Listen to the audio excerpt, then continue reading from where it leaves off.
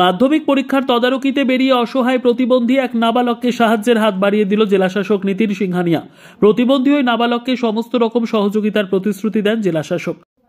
স্থানীয় সূত্রে জানা গিয়েছে, বিশু রায় বয়স 15। ওই নাবালকের বাড়ি মানিকচকের রায়পুর এলাকায়। তার বাবা অনিল রায় দিনমজুরের পরিবারের ওই প্রতিবন্ধী নাবালক রোজি ইংরেজবাজার শহরে এসে বিভিন্ন জায়গায় ঘুরে ভিক্ষা করেন। এদিন শহরের পিরোজপুর এলাকায় একটি মাধ্যমিক পরীক্ষা কেন্দ্র পরিদর্শন করে বেরোনোর সময় প্রতিবন্ধী ওই নাবালককে রাস্তায় বসে থাকতে দেখেন জেলাশাসক নীতিন সিংহানিয়া। তখনই ওই নাবালক মাথায় হাত দিয়ে সমস্ত রকম সহযোগিতা করার প্রতিশ্রুতি দেন জেলাশাসক।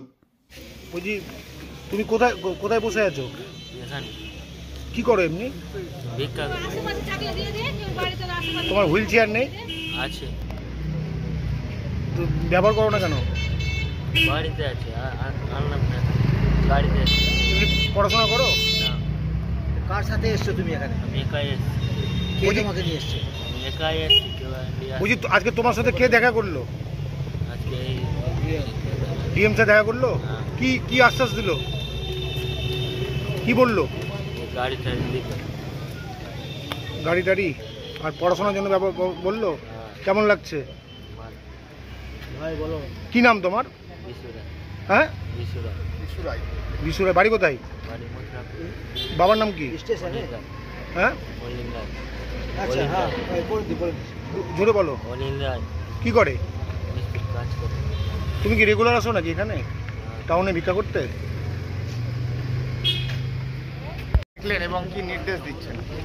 একজন স্পেশালি এবলড ভাই আছে আমার, ওর মানবিক ভাতা থেকে শুরু করে যা যা প্রয়োজনীয় সার্টিফিকেট সবই আছে, ট্রাইসাইকেল থেকে শুরু করে সবই আছে। আরও কীভাবে ফ্যামিলিকে আমরা আর্থিকভাবে সক্ষম করতে পারি সেটা আমরা দেখে নিচ্ছি। ওর পড়াশোনার জন্য কী করা যেতে পারে সেটাও আমরা দেখে নিচ্ছি। বাকি যা যা লাগবে সবটাই আমরা করতে দিচ্ছি। স্যার কীভাবে চোখে পড়লো আপনাদের মাধ্যমে? আপনার মেয়ে তো পরীক্ষা দিচ্ছে, দীর্ঘদিন ধরে বসে আছে, এখানে কি দেখতে পেলেন?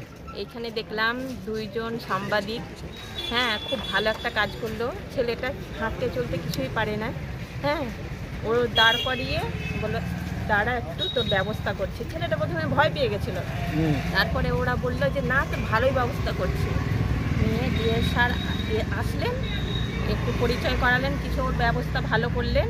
হ্যাঁ দেখা যাক এখন কতদূর কি হয়। ডিএম স্যার কোথায় গেছিলেন?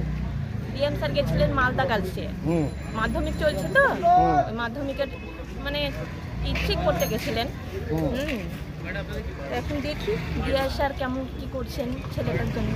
বলছি কেমন লাগলো ডিএম স্যারের এই উদ্যোগটাকে? খুবই ভালো, খুবই ভালো, মানে প্রশংসা মানে অতুলনীয়, খুব ভালো স্যার। এরকম দেখা যায় না। আপনার নাম? আমার নাম তাপসী দাস। ঠিক আছে।